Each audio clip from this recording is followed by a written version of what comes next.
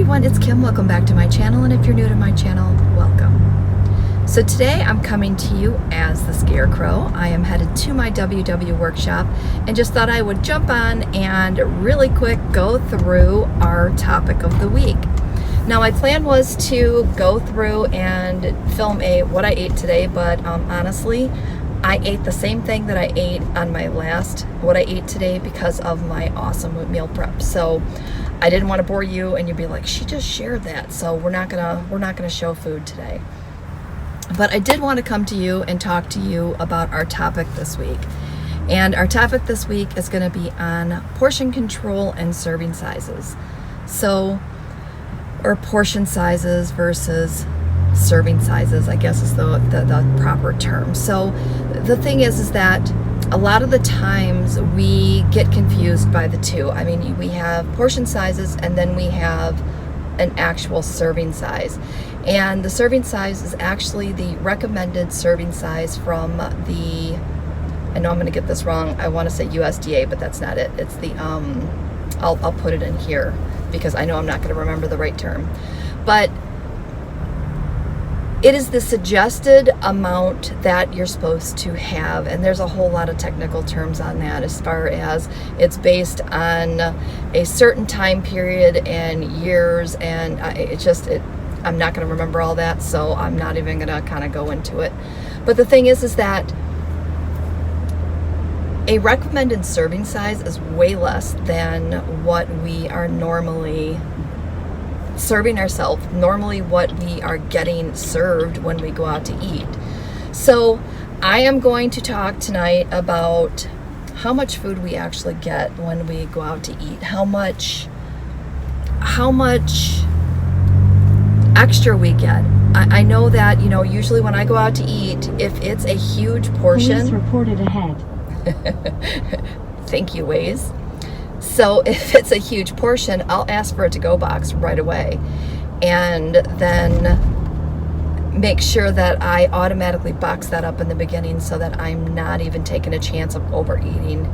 Because a lot of the times what happens is you start to eat your food and then you get about halfway through, maybe 3/4 through, and then you're like, oh, well, I only have this little bit left. So then you just go ahead and eat it. So I just want to, kind of share that tip with you. If you're going out to eat and it's a restaurant that's, kind of known for large portions, definitely ask for a to-go box right away. And there is a nice police officer over here helping correct somebody's speeding problem, apparently. All right, so I'm going to pop in the car wash real quick and I will come back. Okay, so we're back. I have a nice clean car. I'm ready to continue on with my drive. So, I don't know where I left off. I left off talking about the nice police officer and getting my car washed, I think. So, serving sizes. I think it's very important to know the serving sizes on a lot of your foods because of the fact that what happens is you go to get something and sometimes you overeat or you get a larger, you get 2 servings or 3 servings, and then, you're not measuring. And I think that that's a lot of the things that we've kind of fallen into that trap all the time when we're not measuring our food. And you think that you're like, oh, that looks like a cup, and it definitely does not. It's not a cup. It's more like 2 cups or a cup and a half. And you wonder why your weight loss is starting to slow down. So I'm probably rambling about that. So let's talk serving sizes. A lot of the times you're going to find the exact, well, not a lot of the times, all the time, you're going to find the exact serving size. I don't know if you could see that, but somebody else just got pulled over. So I don't know if you can kind of see that, the flashing lights, but it wasn't me. So, squirrel. So the serving size is going to be listed on your packages. So make sure that when you are looking at your packages, you pay attention to what that serving size is. And a lot of the times when you scan an item on your WW app, it's going to give you the recommended serving size. So that's a couple of ways that you can kind of figure out what those serving sizes are.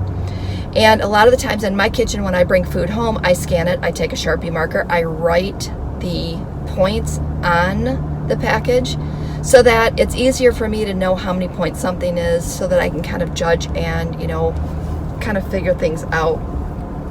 Sorry, my hair. and I can figure things out a little quicker. Now, portion sizes, I mean, you can choose to have a larger portion size. I mean, that's where you kind of get into the multiple servings. But I think that the point that I want to get across tonight is a lot of the times we're on, I mean, green's kind of a little easier when you're talking about the 0-point foods, but when you're on blue and purple, you can totally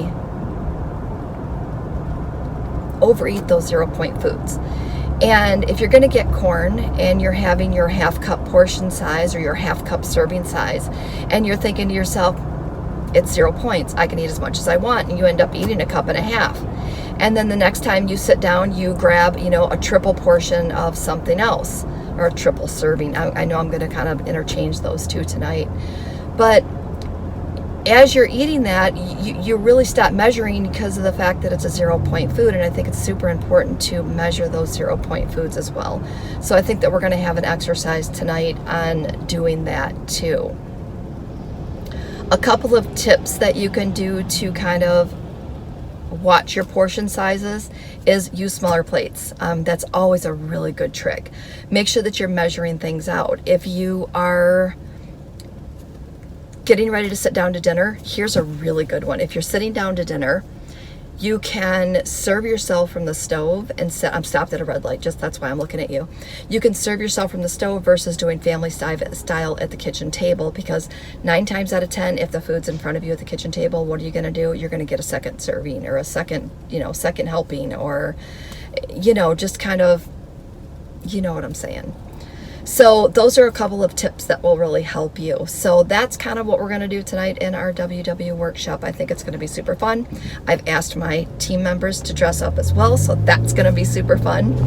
And if you don't already know, I absolutely love Halloween, so I take any opportunity that I can to dress up.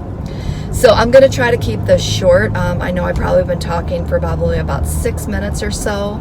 So I think that's it. Measure your food, make sure you're paying attention to the serving sizes, and go forth and be happy. Enjoy Halloween. I mean, it comes once a year. I'm not saying overindulge, but I'm saying enjoy yourself. Have fun. If you have children, have fun with your kids. Don't make it all about, I can't have this, and being kind of grumbly and grumpy. Just have fun, put a smile on your face, and if you want to indulge, track it and move on. I mean, that's it. It's a Saturday, it's one Saturday, and it's one portion of your day. That doesn't mean it's all, it's Halloween, so I'm going to eat candy all day. No, it's just during a little bit of trick-or-treating or a Halloween party that you're going to go to. If you have a couple pieces, track it and move on, and that's it. All right, so don't forget to give me a thumbs up for today's video, and leave me some comments below. Let me know if you like my costume. And with that said, I'll put a full picture here at the end so you can see what the whole thing looks like. But with that said, I'm going to sign off from here. You guys have a great day, have a great Halloween, and we will see you next video.